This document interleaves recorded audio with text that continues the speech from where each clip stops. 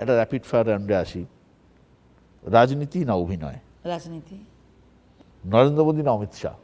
মোদিজি। দিলীপ ঘোষ না শুভেন্দু অধিকারী?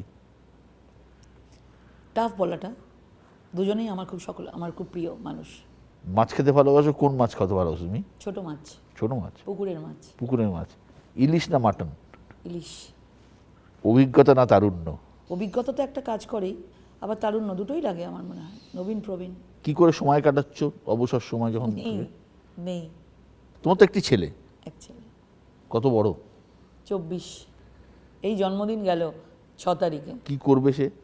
তাকে মা হিসেবে মানে তুমি কি পজিটিভ মেনে না? নিয়েছে। হ্যাঁ, মানে 15 বছর অভিনয় জীবনে দেখেছে, 10 বছর এখানে দেখছে, 25, তো 24 বছর বয়স ওর।